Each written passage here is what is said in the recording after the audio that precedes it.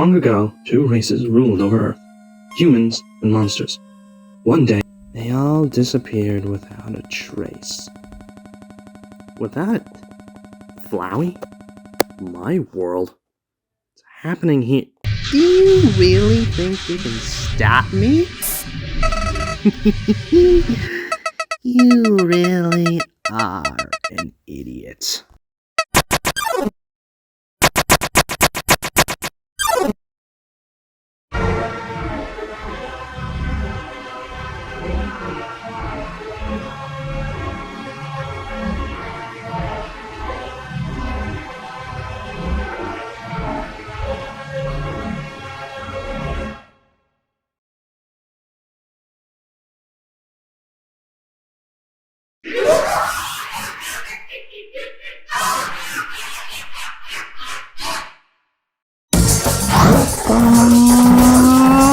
Undertale is an indie RPG created by one Toby Fox and a small team, released originally on September 15th, 2015 to Steam before getting a port to PlayStation 4 a few years later, then a Nintendo Switch and Xbox One port shortly after that. It uses retro pixelated art to convey its narrative, translating the quirky, fun-loving monster characters and setting the underground quite well. Though, as you may have noticed, the eldritch Lovecraftian thing you saw at the beginning of the video isn't that. Would you believe me if I told you this thing used to be a flower and a goat? This is Flowey. Flowey the Flower. He's the first creature you come across in the game. He offers to teach you how things work in this land known as the Underground, only to then try and kill you with these little white friendliness pellets. They're not friendliness pellets, that's the joke. Bullets, they're bullets. Yeah, they're bullets. He's stopped by a lovely little goat mom lady, who is our actual tutorial character. Then you meet him again after being forced to leave the old lady behind, and then that's kind of it. If you're looking closely, you can spot Flowey spying on you in a few different locations, but otherwise, he's absent for the rest of the game. Meanwhile, after either befriending or slaughtering a kooky cast of fun characters, including two diametrically opposed skeleton brothers, the fishy captain of the Royal Guard, a nerdy little lizard scientist, and a magnificent robot ghost man that could be the subject of 3 whole other videos, we come face to face with the Monster King, Asgore Dreamer. This guy has killed 6 other humans before and taken their souls, planning to use them to destroy the magic barrier keeping Monster Contract underground, and ultimately aiming to destroy humanity. You are the last soul he needs to accomplish this. To escape the Underground, you have to face him down, having your options for mercy stripped from you, and upon defeating him, he states that he's tired of all the senseless violence. He lost his children, his wife left him.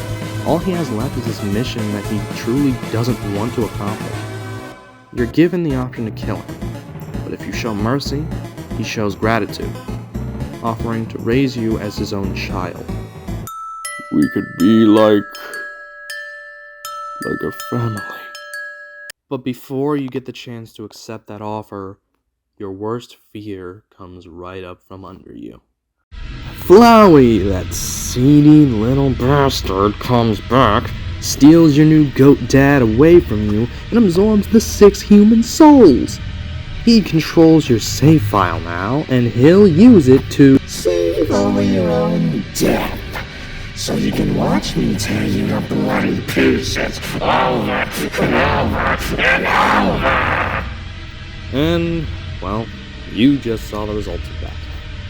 Now, why did I set all of that up and spend all of that time explaining the context of this fight? Well, because it gave me time to get used to the art style.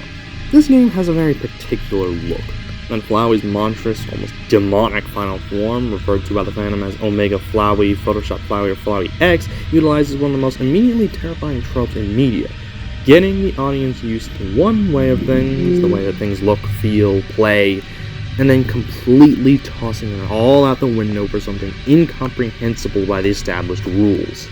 Admittedly, it's not a trope I see very often, with the only other example coming to mind being the finale of Courage the Cowardly Dog, using 3D CGI when it was all cartoon animation in 2D previously.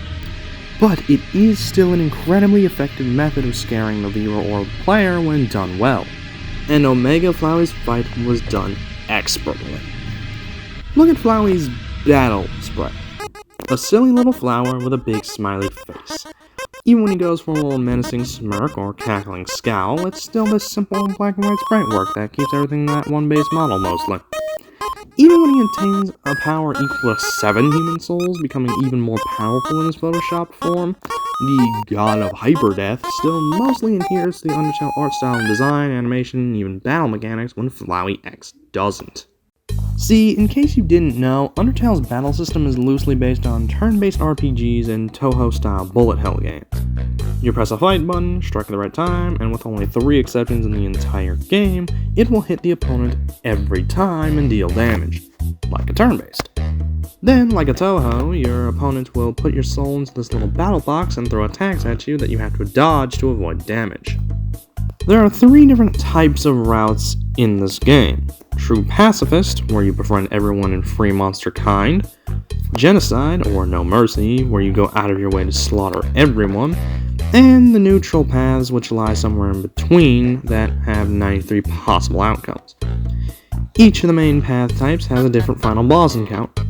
In the True Pacifist route, you face down Flowey's true form, Azrael Dreamer, god of hyperdeath. On a merciless run, you'll face the lazy, pun-happy Sans the Skeleton, who's become far less chummy with you after you murdered his brother and dwindled the monster population to single digits.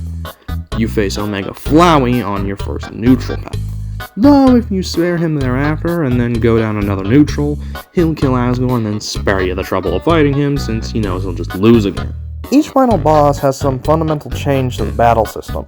Hyperdeath Azrael is the only fight in the game to my knowledge to have 2 phases, also replacing your act button in the second phase with the save button. Sans only deals 1 point of damage with his attacks, but makes up for it by completely getting rid of your invincibility frames, meaning he's dealing 1 damage for every millisecond your soul overlaps with his attacks.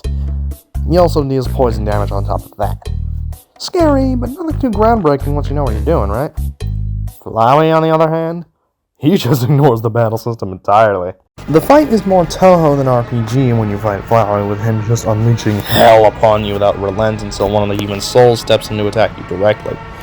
If you can survive the human's attacks and hit the act button and pin someone in the void, you'll earn some reprieve as the soul fighting you manages to break free of Flowey's control, turning your attacks into healing items that you can collect before being brought back to Plans Abomination for another round of hell with him. Nothing in this game comes close to being as terrifying visually and mechanically as Omega Flowey. Not the pacifist runs reveal Dr. Halfie's amalgamates, undead monsters fused into one suffering mass of goo, nor the genocide route encounter with Kara, the first human to fall underground and the physical representation of the player's sickening curiosity, nor even the events leading up to Kara's introduction, with Flowey performing overkill of a finishing blow to Asgore for you, pleading in Azrael's voice, his voice, Kara's brother's voice, begging you not to kill him with tears in his eyes before you slowly cut him into pieces until there's not even a speck of dust to signify that Flowey ever existed. Even that doesn't compare to the absolute terror and dread that fills your room as you hear that drowning symphony, the world flashing red as a giant figure looms over the screen. Flowey's face appears on the TV monitor in this thing's center, only for his eyes to split open, revealing splashes of red and green. The creature laughs, and all you can do is cry for help.